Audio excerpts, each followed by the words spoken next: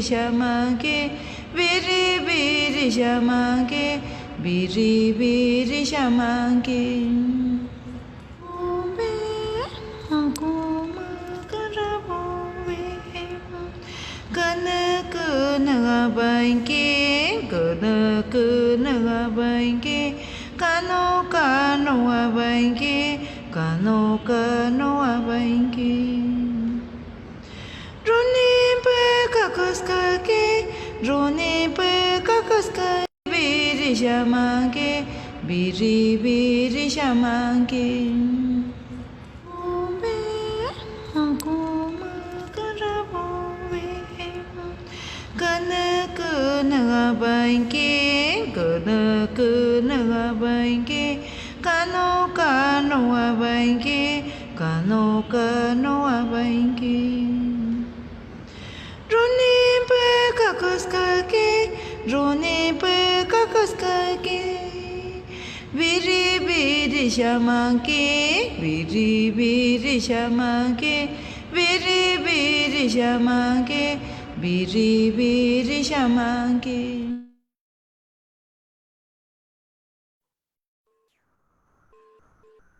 Buenas noches con todos. Bienvenidos a la primera charla del ciclo de conversatorios Lima Garden, configuraciones en torno a la Amazonía.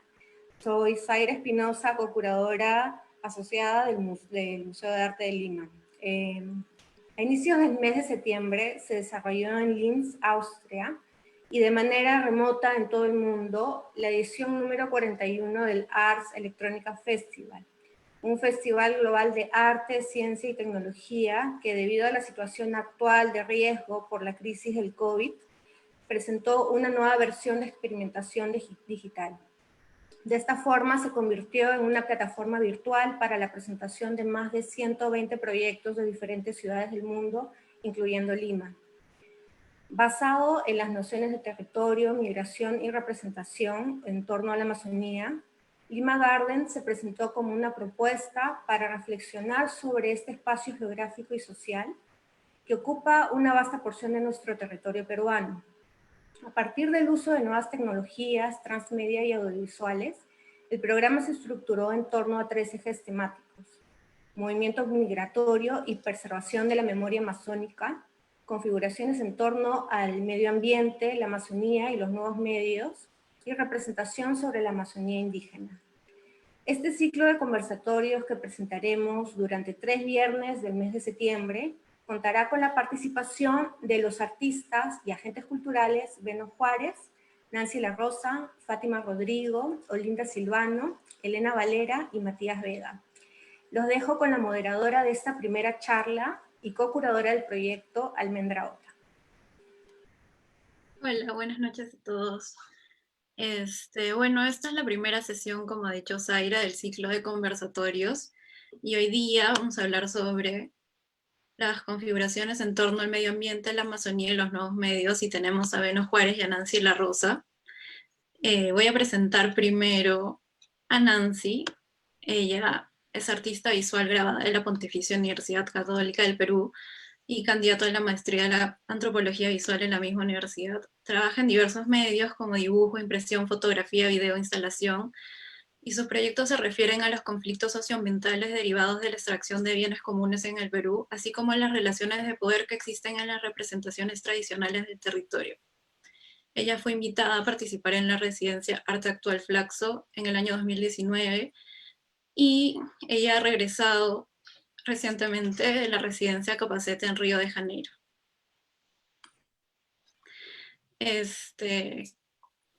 Voy a presentar a Beno Juárez. Él es arquitecto y es pionero en tecnologías de fabricación digital, Industrias 4.0 en América Latina, y es cofundador y director del primer Fab Lab de Sudamérica y de la red latinoamericana de Fab Labs. Es creador y director del proyecto Floating Fab Lab Amazon, seleccionado por las Naciones Unidas para el lanzamiento global de los Objetivos de Desarrollo Sostenible. Y además es creador de la metodología de simbiocreación que promueve la cultura de la creatividad colaborativa exponencial. Creo que podemos comenzar primero con una introducción de Beno Juárez, y nos puede explicar un poco sobre el proyecto Floating Fab Lab Amazonas, Sería interesante saber cómo funciona un laboratorio flotante en el río y tal vez nos puedes comentar un poco también sobre cómo es la metodología de la simbiocreación. Muchísimas gracias, Almendra, queridos amigos del Mali, a todos los que participan en esta sesión, un gran saludo. Bueno, en realidad el Fab Flotante Amazonas es un sueño que nace ya hace unos años, incluso antes de conocer los Fab Labs, ¿no? Yo soy de Satipo, si me permiten voy a compartir muy brevemente mi pantalla. Vengo de esta zona, de la Amazonía, que está en la selva central del Perú, donde aprendí a vincularme con la naturaleza, ¿no? A amar los árboles, los ríos, donde mi patio de juegos era salir al bosque y treparme a los árboles y jugar con los animalitos, los insectos, etcétera, ¿no? Entonces, por un lado este contacto con la naturaleza, pero por otro lado también en esta época vivíamos uno de los momentos más oscuros de nuestro país, ¿no? El terrorismo estaba realmente muy enquistado y era común ver apagones de vidas, no solo de luces, ¿no? Constantemente. Estos dos ingredientes, ¿no? Sumado luego, cuando ya tengo la oportunidad, hace 10 años atrás, de conocer esta red de Fab Labs, me permitió generar este proyecto para la Amazonía, ¿no? Solo como una introducción para quienes de pronto no han oído mucho de los Fab Labs, ¿no? Son estos laboratorios donde tú puedes ir y crear casi cualquier cosa, ¿no? Hemos hecho una serie de proyectos como estos que les estoy compartiendo, pero sobre todo es una red que permite unir personas, unir sueños. Y en torno a esos sueños es que nace este proyecto Fab Flotante Amazonas para generar desde el corazón verde del mundo un hub de innovación global, ¿no? Un centro donde podamos ir y encontrar lo más avanzado en biotecnología, en manufactura digital, que haga frente a los grandes desafíos que tenemos en nuestra Amazonía hoy en día, ¿no? Como la deforestación, el cambio climático y sobre todo, lo más importante, empoderar a los locales, ¿no? Yo vengo de la selva y me apena cuando regreso y veo que casi las condiciones se mantienen iguales, incluso hasta peores que hace 30 años atrás, cuando yo estudiaba en los colegios, ¿no? En el colegio en la Amazonía. Y hoy en día, cuando hacemos talleres en la selva, la gran mayoría de jóvenes, más del 90%, cuando les preguntamos quiénes de ustedes quieren quedarse y ver desarrollar la Amazonía, el 90% se quiere ir. Estamos perdiendo los guardianes naturales de la selva y es muy duro ver esta realidad, ¿no? Sobre todo cuando hablamos de un territorio tan rico, tan maravilloso, con una serie de recursos. Y es de ahí de donde nace esta motivación por formar un laboratorio flotante que pueda navegar por la Amazonía, pero también esta metodología de simbiocreación que nos permita llegar de forma masiva, ¿no? a los jóvenes, empoderándolos con una mirada proactiva sobre su contexto, ya no del pesimismo, ya no de los problemas que estamos llenos de ellos, sino más bien cómo me convierto en un agente de cambio, y me va a encantar poder compartirles un poco más al respecto en unos minutos. No sé si quieran que continúe. Creo que podemos ahora seguir con la introducción de Nancy. Nancy presentó en el festival la pieza de video El Obturador Emancipado y creo que ella nos podría dar una introducción de qué se trata este trabajo en el marco del festival. Hola, hola Almendra, hola Beno, Zaira y bueno, gracias por la invitación. Hola a todos que están atrás o al otro lado de la pantalla y que nos están escuchando en vivo ahora. Sí, en el festival se presentó el video El Obturador Emancipado. Voy a compartir el video un momento y luego voy a comentarles un poco más de él.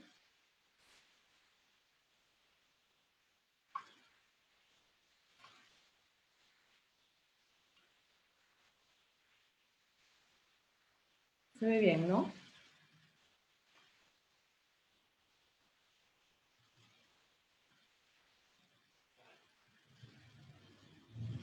Bueno, el video del Obturador Emancipado es un video que parte de distintas imágenes tomadas, fotografías tomadas por las cámaras trampa, los registros de casi, bueno, de todo este conjunto de fotografías que estamos viendo aquí, son parte de los archivos de unos investigadores que gentilmente me dieron, David Johnson del Amazon Research and Conservation Center, ARCC, y también del Wildlife Conservation Society de Bolivia. Las imágenes lo que muestran son fotografías del bosque hechas con las cámaras trampa, pero donde animales no están.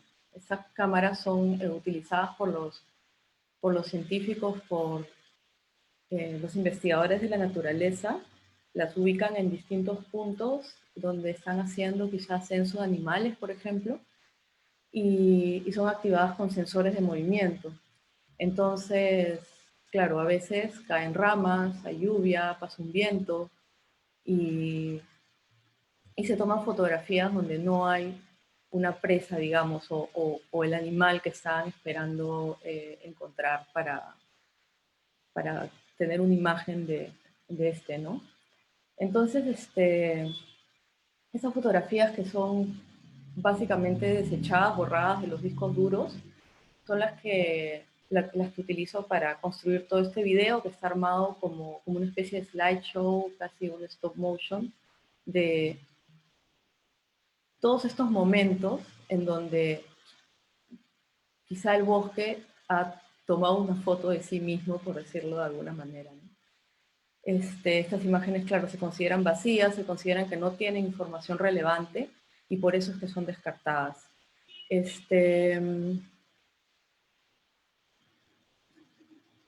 Bueno, el video es básicamente eso, es una serie de estas imágenes y bueno, a la hora que lo presenté, el momento que presenté este video fue en el 2014, iban acompañadas de unos dibujos, y los dibujos tenían como un montón de información en donde la idea era que la mirada fuera capturada también, ¿no?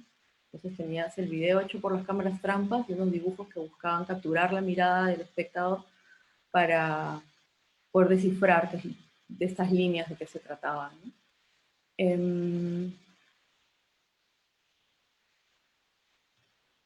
Bueno, ahí terminó. Es un poco más largo, he pasado solo un extracto.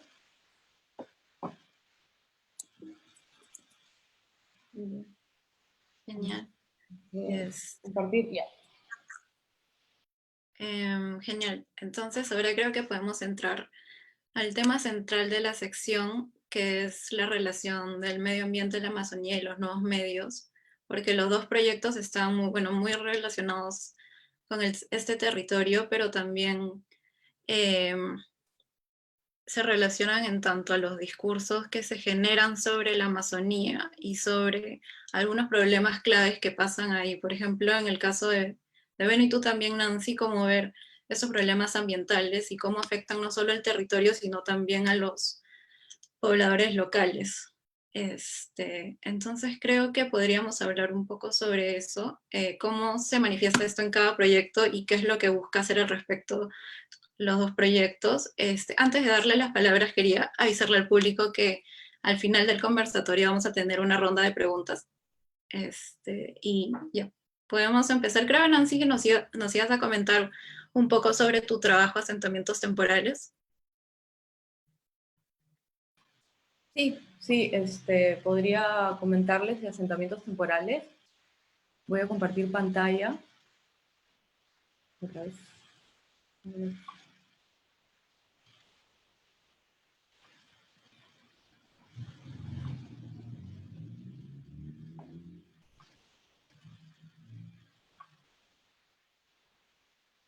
Está, ¿no? Se ve bien. Bueno, asentamientos temporales es un proyecto de instalación que hice en el 2012, pero que las imágenes que los componen fueron recolectadas 3 años antes, quizás, sí, desde 3 años antes, pero también haciendo un trabajo de archivo hacia años atrás.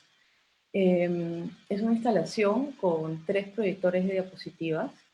Cada uno tiene como alrededor de 40 diapositivas de imágenes que saqué de medios como periódicos, prensa escrita, prensa online, blogs, libros, y la idea era que estas imágenes estuvieran en relación, supuestamente mostrando los territorios por donde se desplazaban los indígenas en aislamiento voluntario, los pueblos indígenas en aislamiento voluntario. Muchas veces estas imágenes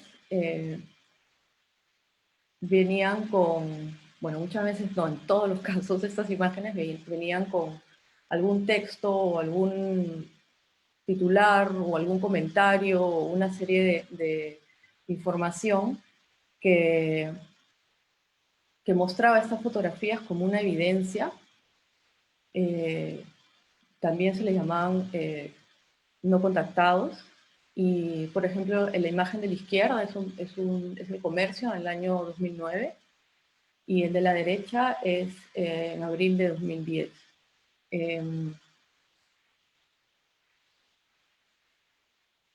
La idea era como recolectar la mayor cantidad de imágenes posible y estas caretas.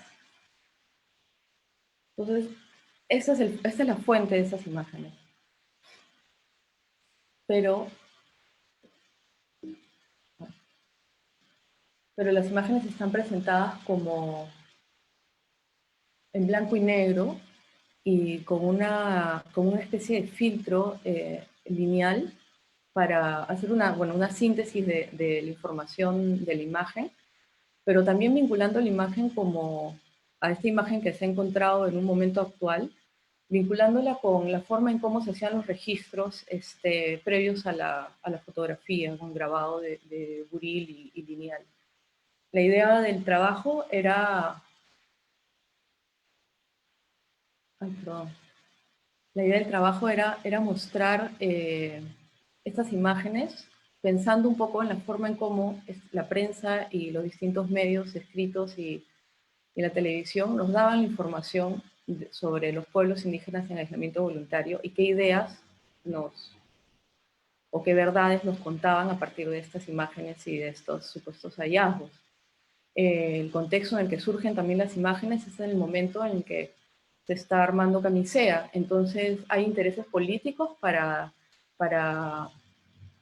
mencionar, para decir que no existen esos pueblos en aislamiento voluntario, que son inventos del pasado, inventos que vienen desde el pasado, que eso es posible, lo cual es absolutamente falso. Y también hay, por otro lado, intereses de mostrar que sí, que efectivamente estos pueblos existen y necesitan un área demarcada para poder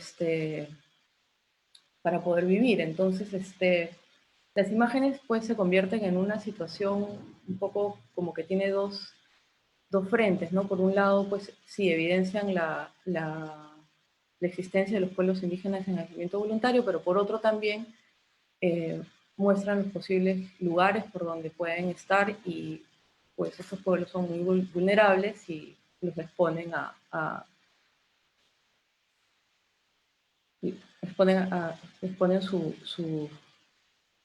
ponen sus vidas, ¿no? Entonces, los proyectores están puestos, pues como ven acá, una imagen al frente y una a cada lado. Entonces es como entrar a un lugar en donde estas imágenes están apareciendo a modo de bombardeo, digamos, ¿no? De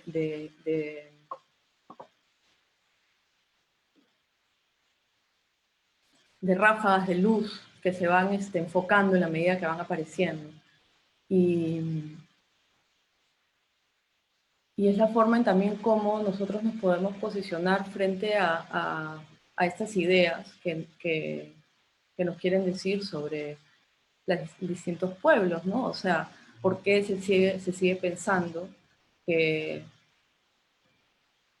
los pueblos indígenas en aislamiento voluntario viven en el pasado? O sea, ¿por qué se hacen esas relaciones? ¿Por qué los textos anclados a esas imágenes buscan que tengamos ciertas interpretaciones de la realidad, nos orientan a pensar ciertas cosas, ¿no? Entonces, un poco esa era la idea en relación a este proyecto, tener como una reflexión en relación al tiempo, en relación a las imágenes, en relación a lo que estas contienen, y bueno, y cómo o sea, finalmente podemos hacernos una nueva idea o unas nuevas interpretaciones en relación a lo que está pasando actualmente, ¿no? O sea, todos podemos tener nuevos puntos de vista, no tenemos que estar siguiendo lo que ciertos intereses quieren que tengamos. Entonces, un poco también posicionarnos frente a eso. Esa era un poco la idea de este trabajo.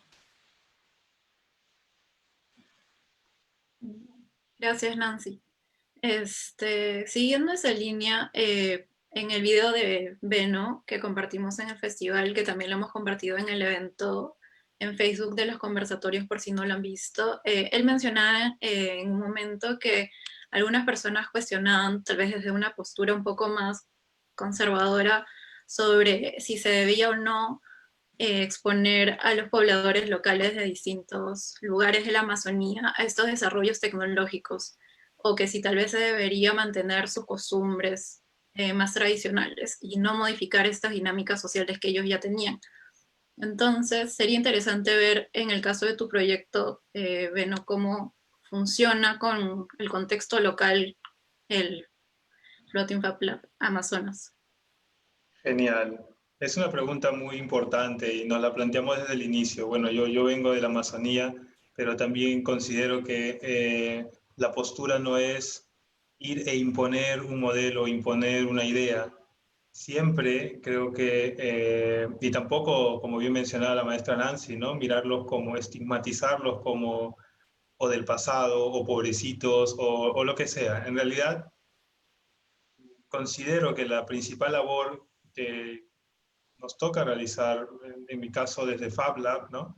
Es generar oportunidades, ¿no? Generar lazos, abrir puentes para que en ese diálogo podamos construir juntos el futuro que todos queremos, ¿no? Y en el caso específico de la Amazonía, permítame, voy a volver a compartir mi pantalla para aterrizar en esta súper pregunta que mencionas, maestra, de cómo nos conectamos con la sociedad, ¿no? Bueno, el Fab Flotante Amazonas, que dicho sea de paso, el logo se diseñó inspirado en el Kene, ¿no? Gracias a la maestra Linda, con quien tuvimos también la oportunidad de interactuar y compartir la traducción del Kene, ¿no? A partir de estos gráficos donde ella nos mostraba cómo cada icono realmente está vinculado a, por ejemplo, el fluir del río, a las islas, a ciertos animales, ciertos recursos, etcétera. Y toda esa riqueza que podemos encontrar en la Amazonía, que nos habla de un contexto extraordinario, pero que a veces se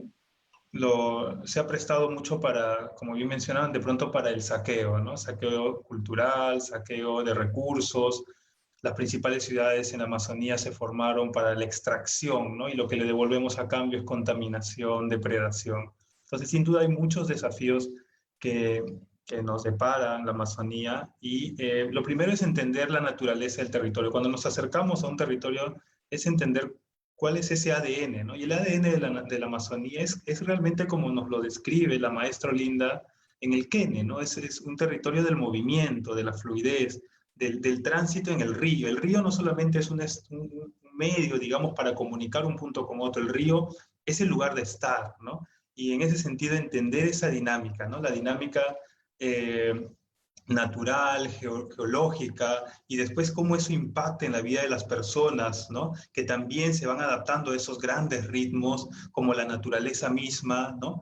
Nos ha llevado, en el caso del Fab Flotante, a generar una serie de iniciativas, primero para interactuar con ese sentido de movilidad, de transformación, de fluir, y también entender cómo, por ejemplo, no se habita en la selva, considerando todas sus condiciones climáticas, sociales, culturales, ¿no?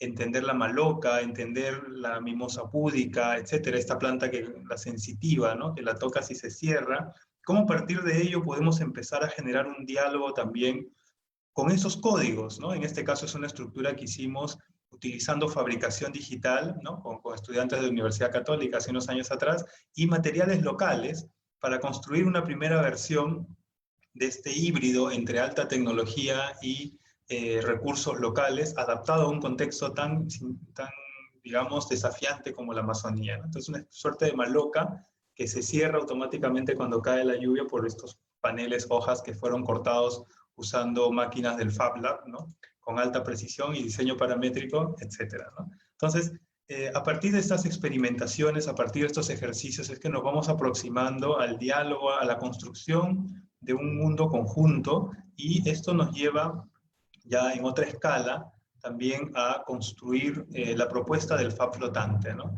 Que es un laboratorio que alberga en su interior como proyecto un Fab Lab y un laboratorio de biotecnología, ¿no? Que nos permita generar la manufactura del futuro, una manufactura limpia, una manufactura basada en la concepción profunda de cómo la naturaleza genera estructuras y cómo es que esto lo podemos escalar a nivel global como un ejemplo de industria que nace desde la Amazonía para el mundo. Entonces, estas son imágenes del proyecto que fue desarrollado de forma colaborativa también con la Red Latinoamericana de Fab Labs, que lo que se busca con este proyecto es tener varios brazos que se conectan y que luego se puedan dispersar, como funciona la Amazonía, ¿no? Tener no solamente una embarcación de gran tamaño, sino varias pequeñas embarcaciones que se juntan como una colmena, pero que luego se pueden desprender y pueden atender a comunidades más pequeñas en ríos de menor profundidad, ¿no? Entonces es un espacio como una gran maloca, donde tú vas a encontrar una serie de herramientas y de equipos para crear lo que tú quieras, ¿no? Como diría Gustavo Gutiérrez, no se trata tanto de ser la voz de quienes no la tienen, sino de luchar porque la tengan, ¿no? Y esa es nuestra preocupación, generar un espacio para que estas oportunidades lleguen a más personas. En un territorio donde estamos perdiendo lenguajes, los dialectos, ¿no? Estamos perdiendo el interés de su población por quedarse, ¿cómo generamos valor, ¿no? Y es ahí donde ya a pesar de que el laboratorio aún no está flotando, como es nuestro sueño, ya estamos realizando una serie de proyectos como, por ejemplo, explorando qué se puede hacer con la cera de abeja, ¿no? Sabemos que los polinizadores se están extinguiendo a nivel mundial. Dentro de la red Fab Lab tenemos una serie de proyectos como esta colmena inteligente, y en este caso con la comunidad Huitoto Murui, exploramos, ¿no? ¿Qué otros usos se les puede dar a la cera de abeja? Normalmente se usa pues para velas, para adornos, ¿no? Pero imagínate usarlo para hacer venas o arterias artificiales, ¿no? Estamos creando estas máquinas para que puedan imprimir los andamios donde se pueden hacer cultivo celular, es decir, darle el máximo valor posible a los recursos que tenemos en la Amazonía. O en el caso de la contaminación de los ríos, ¿no? Del suelo, imagínense cambiar el chip y decir, no, desde la Amazonía podemos generar remediadores de estos problemas, no solo para la misma Amazonía, sino para el mundo, ¿no? En ese sentido, Luis Flores y el equipo del BioFab Lab, ¿no? Está trabajando en estos peces que tienen unos biosensores que permiten identificar esos contaminantes, ¿no? Y así una serie de soluciones como por ejemplo este brazalete para los niños que puedan introducir su brazo en el agua y que puedan identificar si el agua está contaminada o no y si pueden tomar el agua o no. Y finalmente estos proyectos vinculados a nutrición, ¿no? Sabemos que en la Amazonía o en la selva peruana, bueno, hay una serie de cultivos lícitos, ilícitos, pero es genial ver cómo productos como el cacao y otros alternativos están generando oportunidades diferentes para los agricultores, con ventajas incluso por encima de la coca, ¿no? Y esa es una gran noticia que la recibimos hace unos años, ¿no? Un agricultor nos decía, yo ahora he cambiado todos mis cultivos, un agricultor del Braen, ¿no? Que me compartía, me decía, yo ya he cambiado todos mis cultivos de coca por cacao porque ahora me es más beneficioso. Pero claro, todavía seguimos teniendo los grandes desafíos del cultivo extensivo o de la agricultura extensiva en un territorio de alta biodiversidad. En ese sentido, y ya para cerrar esta etapa, otro de los proyectos en los que estamos involucrados es el de nutrición personalizada, ¿no? Cómo podemos fabricar nuestras propias vitaminas y nuestros propios nutrientes en casa, tomando como base la gran biodiversidad que tenemos en la Amazonía, y esta es otra impresora, pero que imprime tus dulces o tus golosinas en base al camu camu, al aguaymanto, al aguaje, etcétera, ¿no? Todo con el objetivo de que se pueda erradicar la desnutrición en uno de los territorios paradójicamente más biodiversos del Perú y del mundo. Aquí hago una pausa para seguir luego. Genial. Gracias, Beno. Todos los proyectos que estás presentando son muy interesantes.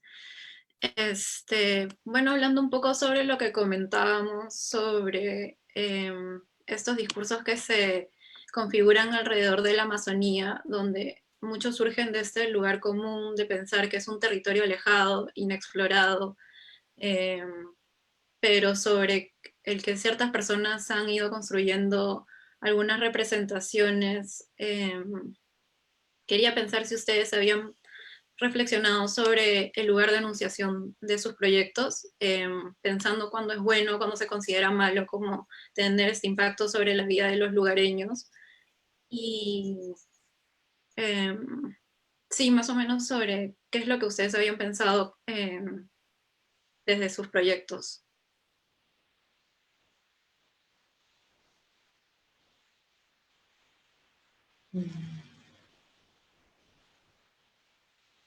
Maestra Nancy, por favor. Ya, no, ya lo que pasa es que estaba tratando de pensar en mi cabeza la respuesta. Cuando dices, Almendra, ¿cuándo es bueno y cuándo es malo? O sea, ¿a qué te refieres? O sea, independientemente desde dónde se enuncian los trabajos, pero ¿cómo?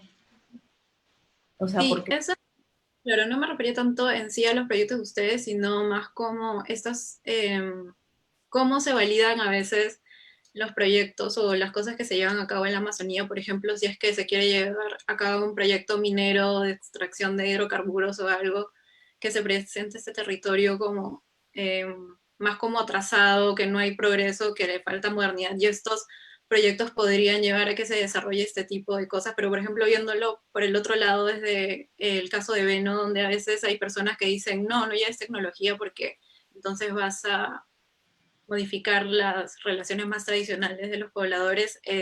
Sí, me ponía a pensar más en esas cosas, como cómo se pueden usar los discursos para validar ciertos fines. Y en el caso de tus proyectos creo que habías, tú reflexionado bastante sobre eso.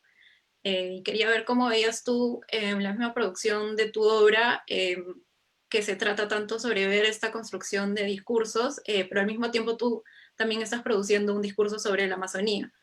Ya. Entonces, sí.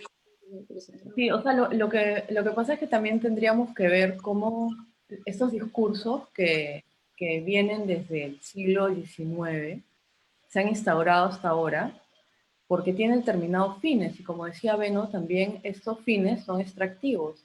Estos fines es eh,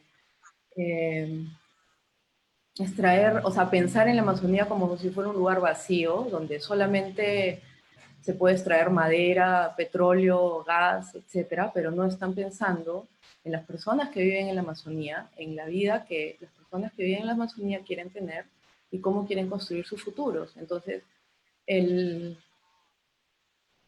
el discurso que viene de modernidad para instaurarse en la Amazonía, eh, el arte puede como de alguna manera señalarlos. eh, yo creo que nos puede ayudar a cambiar el chip, como decía Beno, de finalmente cómo es que queremos un futuro distinto, que no venga con la misma tradición de extracción de, de la Amazonía, porque lo que puede haber sucedido para unos espacios no necesariamente son ideales para otros. Y, y bueno, o sea, yo creo que algunos proyectos los proyectos que he presentado o algunos ejemplos de las cosas que he presentado pueden ayudar a situarnos en otras, o sea, en pensar otras perspectivas para, para la Amazonía, ¿no? O sea, yo, claro, yo desde el lugar de enunciación, que es lo que también estabas diciendo hace un rato, eh, yo vengo desde Lima, entonces, o sea, yo nací en Lima. ¿Y cómo podemos pensar en que finalmente la forma centralista del Perú de pensar en desarrollo, de pensar en educación, de pensar en salud, de pensar en lo que quieran, finalmente termina siendo con las ideas que pueden funcionar para Lima, pero no necesariamente las formas en cómo pueden funcionar para distintos territorios del país. Y cómo nosotros desde Lima, a veces, o algunas personas desde Lima, no desean escuchar a sus habitantes porque creen que, porque o sea, los perciben como personas que están ancladas en el pasado, donde la modernidad nunca llegó. Y eso es una mentira, eso es absolutamente falso. Entonces, se creen que las cosas pueden funcionar de determinada manera, pero no escuchan y no ven las posibilidades que surgen desde las personas que están viviendo el día a día en la Amazonía. Y entonces, nada, yo pienso que cuando puede ser considerado bueno o malo, pues un proyecto, yo creo que también depende del proyecto mismo, ¿no? De cómo, qué es lo que este proyecto, quiénes lo impulsan y cuál es el objetivo y para quiénes está pensado, ¿no? Gracias, Nancy. Bueno, creo que también siguiendo esa línea, en tu video tú hablabas un poco sobre, por ejemplo, cómo se había desarrollado Lima como ciudad, como con estos hotspots y con estos eventos muy repentinos y no planeados. En este caso mencionabas como conciertos en las carreteras, por ejemplo, de Sonia Morales. Y claro, Nancy había dicho que obviamente el desarrollo en la ciudad es distinto a otros puntos, tal vez del Perú, como por ejemplo en la Amazonía. Entonces, tal vez podrías comentarnos un poco sobre cómo es el desarrollo, por ejemplo, en estas zonas, cómo son las dinámicas y qué puede hacer la tecnología y este tipo de manufactura digital para impulsar ciertos desarrollos.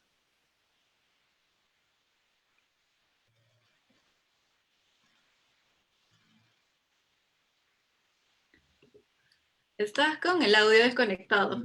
Perdón, así es. Voy a compartir nuevamente mi pantalla. Es súper interesante lo que preguntas, ¿no? Lo que mencionas sobre qué relación, por ejemplo, podría haber entre el crecimiento aparentemente caótico, desordenado de una ciudad con el crecimiento de la Amazonía. La verdad que cuando yo llegué a Lima, quedé enamorado por ese fenómeno emergente, ¿no? Que es esta ciudad, ¿no? El hecho de que más del 70% de Lima no haya sido planificado y que haya sido más espontáneo, es muy parecido a lo que vemos en la Amazonía o en la selva, ¿no? Entonces, para darnos una idea de cómo hay un orden en realidad detrás de ese aparente caos, en este caso de la selva, ¿no? Por ejemplo, bueno, hicimos este estudio con el Centro de Investigación de la Arquitectura y la Ciudad hace ya unos años en la Católica, ¿no? Donde vimos cómo justamente el crecimiento del río, lo que se conoce como esta diferencia entre el Bajial y el Tahuampa, influye en todo el territorio, ¿no? Es decir, la Amazonía es un territorio vivo, es un territorio dinámico, y entenderlo a partir de estos cambios, estas fluctuaciones de, de estación en estación, ¿no? La mitad de la estación o del año está sobre tierra y la otra mitad está sumergido en agua. Imagínate que para ir a tu trabajo o ir al colegio, de pronto, bueno, cuando se levante todo el estado de emergencia, ¿no? Imagínate ir al trabajo la mitad del año en carro o a pie y la otra mitad en bote o nadando, ¿no? Eso es más o menos para graficar el contraste que podemos encontrar en un territorio tan dinámico como la Amazonía, además, o como la selva baja en general, ¿no? No solamente cambia en altura, ¿no? En vertical, sino también tiene una dinámica muy importante en horizontal, ¿no? Tanto es así que el modelo original de ciudad de Iquitos se ve desplazado, ¿no? O sea, cuando el río Amazonas hace unos años atrás pasaba enfrente de Iquitos, ¿no? De la misma ciudad.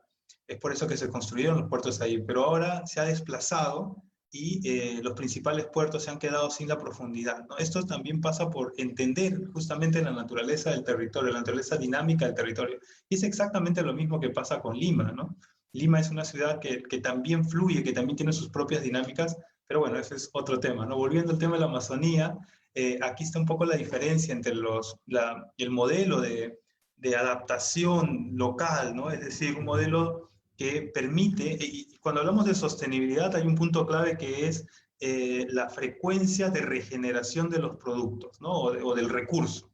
Si nosotros permitimos que el recurso se regenere y que ese ciclo de regeneración esté en armonía con el ciclo de consumo, pues es donde podemos lograr un desarrollo sostenible, ¿no? Que es el entendimiento que tienen los nativos, ¿no? O sea, ellos consumen una zona, luego se desplazan mientras dejan que esto se regenere. Lo que no ocurre con un modelo centralista, ¿no? Desde la época de la guerra, del caucho, el petróleo, la madera y ahora el mercado genético, ¿no?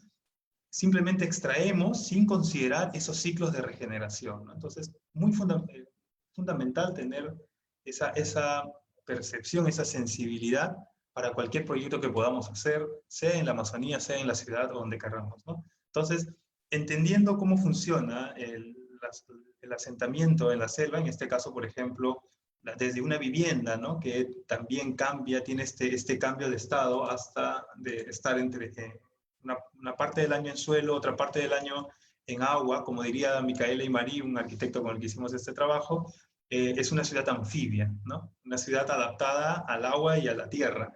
Y aquí vemos cómo esto también influye en el barrio, las distintas tipologías, ¿no? La vivienda flotante, la vivienda en pilotes, la vivienda ya en zona alta, y algo que ya no se está dando porque por la pandemia se ha también ¿no? Ya no está funcionando el mercado de Belén, ¿no? Pero esto era cómo funcionaba el mercado de Belén, también como una mancha que se expandía y se contraía según el nivel del agua. Y es similar a lo que ocurría en Lima, ¿no? Cuando hablábamos en el video, ¿no? De cómo los locutores de radio tenían una influencia extraordinaria, increíble, más que los mismos urbanistas, para modificar la ciudad en tiempo real, organizando eventos, convocando masivamente a la gente que se podía reunir en un lugar, y eso a su vez activaba la economía local, atraía comercio, transporte, aumentaba la plusvalía de esos terrenos, etc. Es decir, entendía, bueno, digamos, en todo caso, de un entendimiento dinámico de la ciudad pasa exactamente lo mismo en la Amazonía, ¿no? Hay ciertos factores, en este caso no es la masa humana, ¿no? La marea humana que activa o reactiva una zona, sino en este caso es la marea del río, ¿no? El nivel del río el que va controlando. Entonces, hay una gran similitud en realidad entre una metrópoli que crece de manera espontánea como Lima y una ciudad como Iquitos, que también se ve muy influenciada por estos flujos y contacto con la naturaleza. Eso, maestra, en resumen. Gracias. Bueno, ya estamos llegando al final del conversatorio. Igual al público les queremos decir que si tienen alguna pregunta la pueden hacer. Tenemos un poquito de tiempo para responder sus dudas. Y antes de terminar, queríamos hablar un poco sobre las reflexiones finales, sobre las posibilidades y ver un poco más hacia futuro. Creo que Nancy ya habías mencionado un poco sobre lo que vemos en tu trabajo es que es muy potente y muy crítico y cómo podía señalar ciertos problemas, hacer ver a la gente, tener nuevas perspectivas. Y sería interesante que nos cuentes un poco más sobre esto, sobre cómo, cuál crees que es la función que el arte puede tener en este sentido y también ver un poco la conexión entre la forma y el contenido en tu obra, porque siempre escoges como estos medios bastante audiovisuales, con proyecciones, slides y cosas así.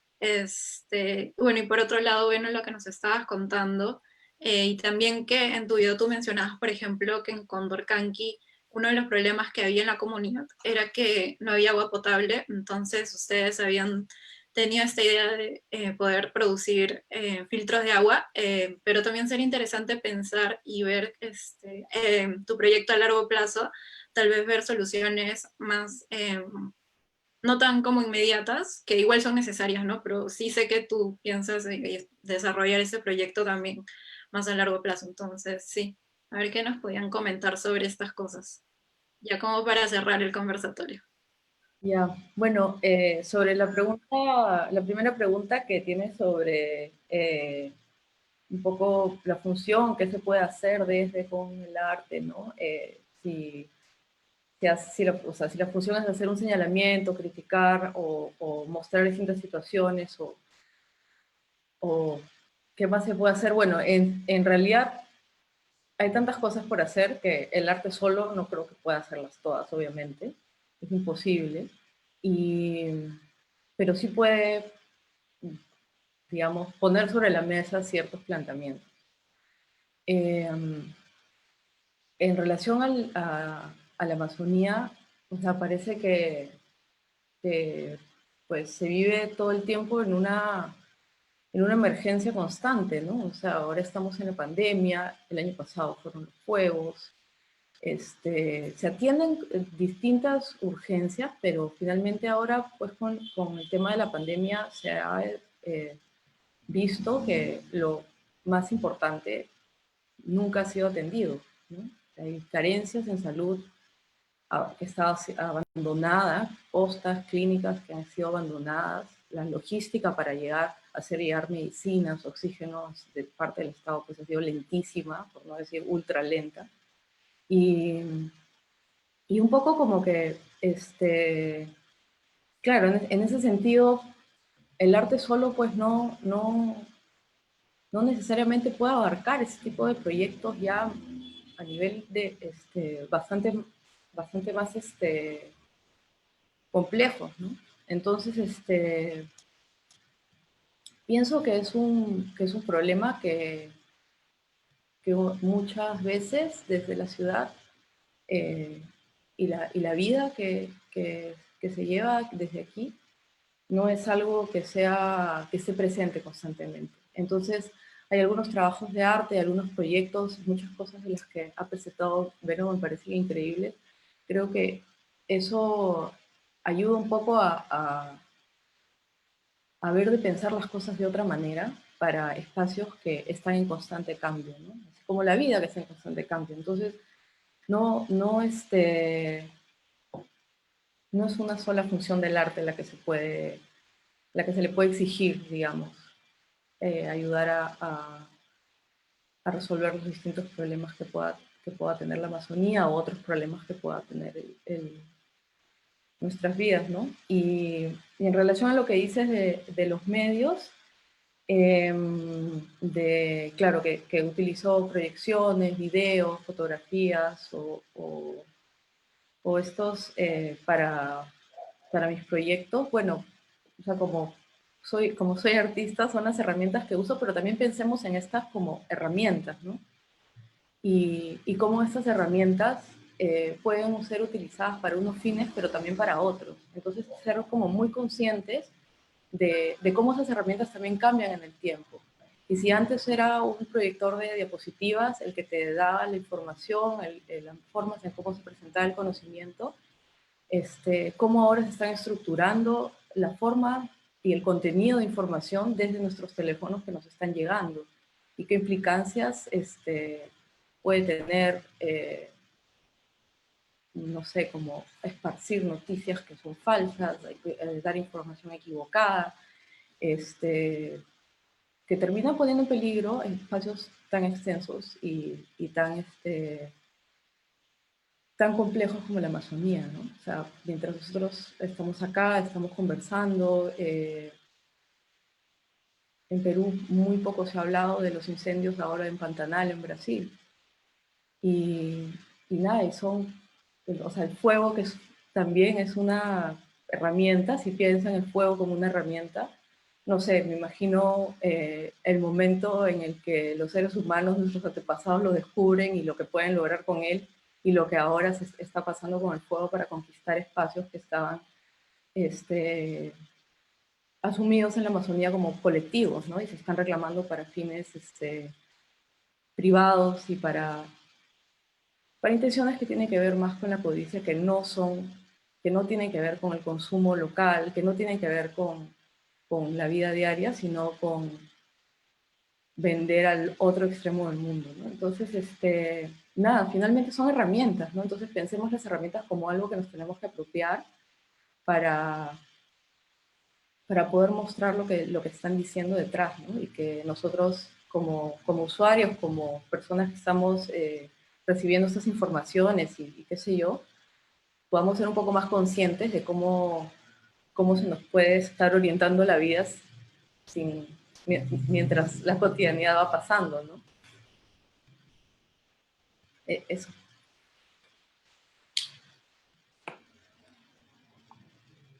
Excelente. Bueno, si me permite, maestra, súper pregunta en realidad también. Me gustaría muy rápidamente también compartirles sobre cómo es que llegamos a Condorcanqui, ¿no? A la frontera entre, Ecuador y Perú, y qué fue lo que hicimos, ¿no? Bueno, primero les mencionaba hace unos instantes, ¿no? La importancia de que desde la Amazonía podamos, ya no solamente, yo les invitaría a todos en realidad a cambiar la mirada, ¿no? O sea, ahorita estamos como mirando hacia la Amazonía y qué hay que hacer por ella. En realidad la Amazonía está aportando muchísimo al mundo, el 10% del oxígeno que está respirando probablemente. Bueno, aquí es difícil, pero para el mundo se genera más o menos el 10 a 20% del oxígeno, ¿no? En fin, una serie de contribuciones que hace la Amazonía a todos nosotros. Yo quisiera compartirles 5 de ellos antes de pasar muy brevemente a la pregunta maestra de Condorcanqui, ¿no? El primero de ellos son los árboles, las hormigas, ¿no? Que nos enseñan a trabajar de manera colaborativa, ¿no? Es fascinante ver cómo las hormigas van construyendo puentes, construyen islas y una serie de objetos de ingeniería, ¿no? Que serían muy complejos de realizar, pero que los hacen para adaptarse a la selva, ¿no? Y esto nos llevó a crear esta metodología de simbiocreación con el concepto de convergencia antes que competencia, ¿no? A diferencia de lo que señala Darwin, donde el más fuerte, el más apto sobrevive, tenemos una postura alternativa, ¿no? Planteada por Lynn Margulis, que es la evolución por colaboración, donde los microorganismos se han fusionado y han generado un nuevo microorganismo compartiendo ADN, ¿no? Como lo que somos nosotros, la simbiogénesis de nuestros padres, ¿no? Y por otro lado tenemos a los árboles, estos maestros que nos enseñan hacia dónde crecer cada día, ¿no? Probablemente cuando vemos un árbol vemos que se extiende hacia el sol o que se extienden sus raíces, ¿no? Intuimos que hacia el centro de la tierra, etc. Si hacemos una suma vectorial, el crecimiento de los árboles es hacia cero, hacia su centro, hacia su ser. Esta invitación también a todos nosotros, ¿no? Hacia dónde estamos creciendo como individuos y como sociedad, hacia lo que nos apasiona o vivimos de pronto descentrados por otras cosas, ¿no? Propósito antes que profesión. Esta es otra de las grandes motivaciones por las que fuimos a Condorcanqui y vamos a la Amazonía a compartir entre los jóvenes que más importante que tener una profesión es tener un propósito. Por ejemplo, cuando le preguntábamos a María, ¿no? ¿Qué carrera te gustaría seguir? Estaba un poco confundida, nos decía que agricultura, turismo, pero cuando le preguntamos, ¿y qué impacto quisieras crear en tu comunidad? De manera clara nos dijo, yo quiero trabajar para que todos los días existan mariposas al amanecer. Hoy en día las profesiones están en crisis, ¿no? Con la velocidad con la que se están moviendo las nuevas tecnologías. No podemos formar a las personas para el mundo de hoy. Tenemos que formarlas para el mundo del mañana, un mundo incierto. Y basándonos en nuestro propósito vamos a tener muchísimas más herramientas, ¿no? Como las que hemos podido ir construyendo con tantos jóvenes en distintas comunidades en la selva, donde van integrando sus ideas y una vez que llegan ya a un propósito personal, grupal, colectivo, ahí es donde les mostramos las nuevas tecnologías, no al revés, ¿no? No vamos de frente con la tecnología a decirle, mira, usa esta impresora 3D, no sé, para hacer llaveros. No, ¿cuál es tu propósito? ¿Qué quieres hacer? ¿En qué quieres impactar? Y cuando te encuentras con las limitaciones, bueno, quiero esto, pero no sé cómo hacerlo, mira, la tecnología te puede ayudar. Ahí es donde se convierte en un aliado y no en un intruso. Otro de los grandes maestros que recogemos de la Amazonía es el pambil, ¿no? El árbol que camina. Es interesante porque su desplazamiento se debe a que hacia donde se inclina la palma empieza a brotar más raíces. Sus raíces crecen fuera del suelo porque el suelo es muy inestable. Y es una gran enseñanza, ¿no? Aquella fuerza que estaba destinando a tumbar al árbol, en realidad es la fuerza que lo impulsa a moverse y a ir más lejos. Por posibilidades antes que problemas. Esto lo vimos claramente en Condorcanqui, ¿no? Cuando empezamos en Condorcanqui, tal vez para quienes no tienen referencia a este contexto, es una de las zonas más difíciles, ¿no? del territorio peruano, no solamente por la accesibilidad, sino porque la mayoría de los jóvenes que terminan el colegio tienen como oferta, digamos, de trabajo, narcotráfico, minería ilegal, tala, trata de personas. Realmente esas son sus principales ofertas, o dentro de las principales ofertas están estas actividades, ¿no? Entonces, ¿cómo hacemos para hacer un cambio radical de perspectiva y generar otras oportunidades en un momento tan crítico? Porque si no se hace eso en 2 o 3 años, definitivamente esa persona va a enrumbarse en un sentido que tal vez no queremos, ¿no? Y lo pudimos notar y evidenciar cuando hicimos esta simbiocreación que consiste en crear y articular ideas entre varios. Muchos nos decían, ¿para qué voy a hacer un proyecto si aquí el Estado no le interesa a nadie, ¿no? Aquí estamos olvidados. ¿De qué me sirve crear algo, más bien debería venir alguien, debería venir el gobierno a resolvernos los problemas. Esa era como la actitud de la mayoría de jóvenes al inicio, es decir, esperando que venga alguien a resolver los problemas. Al final de estos talleres fue realmente muy emocionante y muy estimulante escucharlos decir, ¿no? Me he dado cuenta de que yo también puedo ser un agente de cambio, que está bien, las autoridades, por supuesto, tienen que cumplir su rol, pero no me voy a quedar de brazos cruzados, voy a empezar a construir esa comunidad que quiero. Es decir, cambió su mirada de ver solo problemas a ver oportunidades. Otro de los grandes maestros son los ríos, ¿no? Los ríos, cuando los vemos en sus orígenes, son pequeños charcos de agua, pero después se unen, siempre en movimiento, y generan un caudal mayor, un caudal transformador. Y muchas veces pasa eso con nuestros sueños. A veces tenemos una serie de proyectos, pero están ahí dormidos. Pero en la medida en que los ponemos en movimiento, no importa si no tenemos en este momento el dinero, la experiencia, o si no tenemos los aliados, no importa. Lo que nos enseñan los ríos es a que nos movamos, a que no estemos quietos, porque en el camino los vamos a descubrir. Si no nos movemos, nunca va a ocurrir. Pero si nos movemos y generamos estas conexiones con otros, más temprano que tarde, este pequeño charco de agua se va a convertir en un gran océano como es el río Amazonas, ¿no? Integrar antes que imponer. Y finalmente quería compartirles justo muy rápidamente este video de lo que fue la experiencia en Condorcanqui, y que nos muestra cómo se fueron articulando estas ideas, sobre todo al final esta semilla del FAB flotante Amazonas, que también pudimos intervenir una embarcación para que los resultados de esta experiencia de integración de 1.400 jóvenes locales.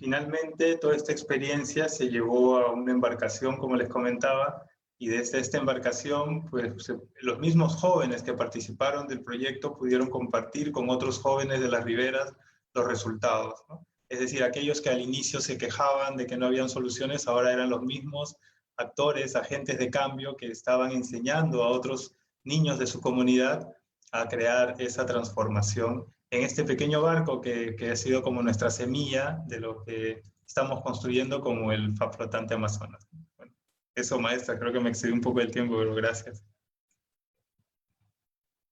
No, gracias, es que todo es muy interesante y el proyecto abarca muchas cosas. Antes de terminar y de despedirnos, tenemos un par de preguntas. A ver, la primera es de Delia Lourdes Barriga y es para Beno. la pregunta es, Benito, ¿crees que haya diferencia entre la visión de un amazónico como tú y tal vez la visión de una persona más citadina? Bueno, gracias Delia por la pregunta. Creo que una buena manera de responderla sería Maestra Delia. Maestra Delia la conocemos como Mama Fab, ¿no? Tomar un pisco y un chuchuasi un día para descubrir la respuesta. Pero en verdad, creo que cada uno de nosotros sin duda tiene una experiencia diferente que enriquece, ¿no? Sin duda, el poder conocer e involucrarnos en la cultura del otro, pues nos ayuda a este concepto de integrar antes que imponer. Y entonces vamos a pasar a la siguiente pregunta, que es de Kate Rabanal Bonilla. Bueno, es para ambos. ¿Creen que los proyectos planteados de alguna manera ayudarán a reducir los problemas comunes como la contaminación o deforestación?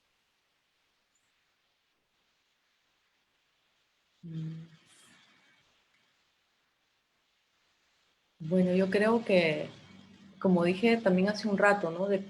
Creo que los proyectos planteados y además todos los otros y todo lo que se pueda, el, porque estamos en una situación como límite, ¿no? Y creo que no solamente son los trabajos, los proyectos expuestos acá, sino también todo lo que cada uno pueda hacer desde su cancha, desde su lugar, para hacer esto, ¿no? Y obviamente con esto que estoy diciendo no quiero como que se entienda que esa responsabilidad está en todas las personas, que son responsabilidades individuales, porque también hay responsabilidades que tienen que ver con los estados y con la forma en cómo han hecho las cosas, permitiendo que ciertas empresas se enriquezcan de una forma tal que además ha destruido parte de nuestro planeta, ¿no? Entonces, no es un tema necesariamente de responsabilidades individuales,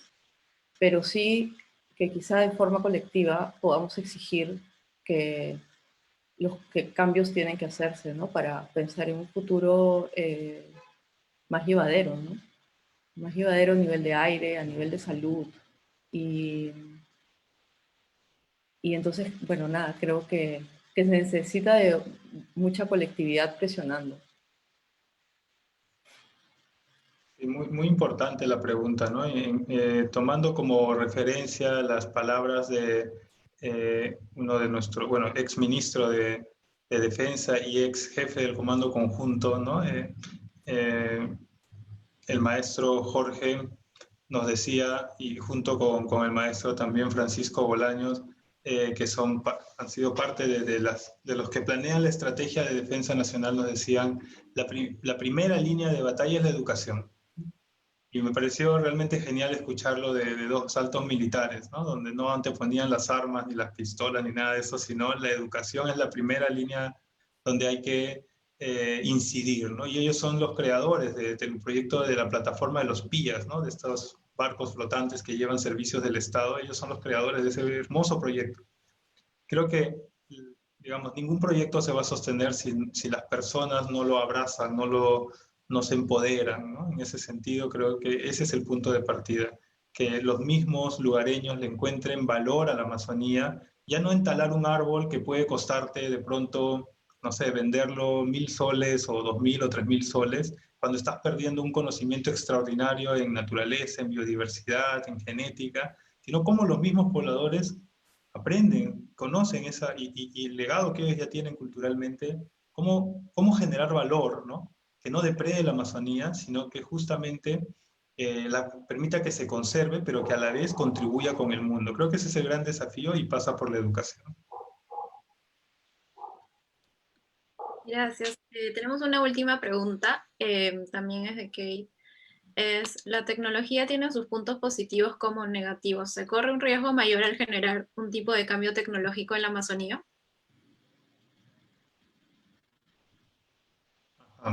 A ver si me permite, maestra, luego le dejo el espacio para que remate. Alguna vez recuerdo haber preguntado eso a algún amigo, un amigo que es jefe de una comunidad chánica, ¿no? Al curaca, digamos. con mucho respeto, ¿no? Le decía, mira, yo vengo de esta zona y ahora tenemos, por ejemplo, estas máquinas. ¿Qué opinas tú de estas tecnologías, ¿no? ¿Crees que son una amenaza para tu cultura? Y él me miró y me dijo, mira, yo la verdad no las entiendo y no creo que las vaya a usar, pero sí le encuentro valor en que mis hijos y los niños de la comunidad aprendan de ellas, ¿no? Porque queremos que tengan iguales oportunidades que todos. Ya ellos sabrán qué hacer, pero por lo menos que aprendan y que sepan que existe. Y creo que la tecnología de per se no es el problema, sino el empoderar, que nosotros realmente podamos empoderar. Y ya no solamente viéndolo en la selva, muy cercano a nuestra realidad. La robótica, la inteligencia artificial, va a desaparecer muchos de los empleos, 70%, entre 30 y 70% de los empleos en los próximos 10 años, tal vez en menos. La gran pregunta es en dónde incidimos, ¿no? ¿Qué es lo que hay que fortalecer y desarrollar en las personas, ya no solo en la Amazonía, sino en general, para que la tecnología no se convierta en una amenaza, sino en un aliado? Y ahí una vez más creo que ese es el cambio de percepción cultural que es importante, ¿no? No ver la tecnología como la amenaza y el gran problema o el centro del problema, no. El centro del problema está en empoderarnos nosotros, en no tenerle miedo, en conocerlo, y a partir de eso seguro que vamos a poder crear cosas mayores. Sí, coincido totalmente. O sea, la tecnología va cambiando conforme cambia el tiempo también. Así que es muy importante saber cómo funciona, qué se puede hacer con ella, qué puede ayudarnos. Y para eso también, claro, las personas que están detrás, ¿no? Entonces, nada amenaza nada, a ninguna tradición. Todas las tradiciones también están en constante cambio. Entonces, es súper importante entender las herencias de nuestros antepasados como situaciones que también han estado afectadas por el tiempo y por los cambios que en su momento han experimentado. Y pienso que ahora nos estamos enfrentando a una situación así también, con los avances tecnológicos o con la tecnología que se nos presenta a nuestro alcance, ¿no? Finalmente lo importante es cómo podemos utilizarlas, cómo sabemos que funcionan, qué podemos hacer con ellas que ayuden, que benefician a nivel de comunidad. Obviamente todo depende de la persona que esté detrás, ¿no? Y las intenciones que esa persona tenga. Entonces es muy importante como colectividad saber manejar, utilizar y estar familiarizados con la tecnología, con las cosas que salen, con las cosas que van cambiando. Una cosa no quita la otra. Porque haya avances tecnológicos, no vamos a perder nuestras tradiciones. Claro. Bueno, gracias a los dos. Tenemos una última pregunta que es para Beno, de Dorota Bixel. Dice, ¿cómo defines la palabra valor? Otra súper pregunta, maestra. Cuando hablamos de agregar valor, ¿verdad? Me imagino viene de ahí la pregunta. O valor de coraje. Imagino que es por esta, que van de la mano, ¿no? Bueno, en términos, voy a ponerlo así, en términos sistémicos, digamos, ¿no? Que es una de las bases que usamos para entender el contexto. Desde una mirada holística, de una mirada sistémica, no toda acción humana va a repercutir en desmedro de la naturaleza. Es una postura, ¿no? Que siempre lo que hacemos como seres humanos va en desmedro de lo que la naturaleza ha construido. Eso es una mirada. En realidad, creo que tenemos una gran responsabilidad para aportar en lo que Fritjof Capra, ¿no? el autor de La trama de la vida, denomina como la flecha de la vida. ¿No? Hay una dirección en la que discurre la evolución que se está haciendo que busca esta eficiencia, digamos, en términos de sostenerse en el tiempo, y que nosotros como seres humanos podemos contribuir. Los incas lo conocían muy bien cuando ocupaban espacios donde no había, digamos, diversidad, y su agricultura se enfocaba en incrementar zonas agrícolas donde antes no existían, ¿no? Eso se cambió después en la colonia. Entonces pasa lo mismo ahora, cómo nosotros nos convertimos en agentes que potencian la vida en toda su dimensión en distintos espacios, ¿no? Y bueno, desde ese aspecto es que nos referimos cuando decimos agregar valor a lo que ya hemos recibido. Gracias, Beno. Bueno, el conversatorio ya llegó a su fin. Queremos agradecer mucho a Beno y a Nancy por su participación, tanto en el festival como también en este primer conversatorio. También queremos agradecer mucho a todas las personas que nos han estado viendo. Gracias por sus preguntas, gracias por vernos. Queremos hacerles recordar que tenemos todavía 2 conversatorios más. El próximo es el viernes 25, sobre las representaciones sobre la Amazonía indígena, donde vamos a tener la participación de Fátima Rodrigo y de Matías Vega.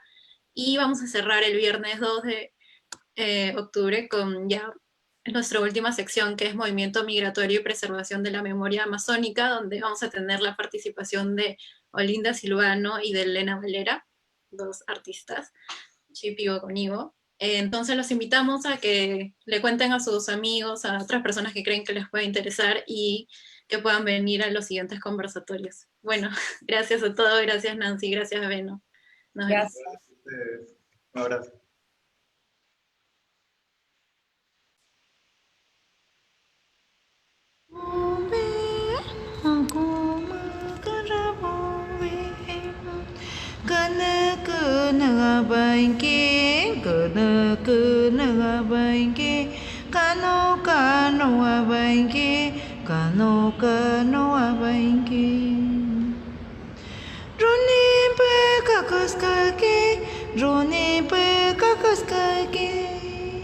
Biri biri shamanke, biri biri shamanke, biri biri shamanke, biri biri shamanke.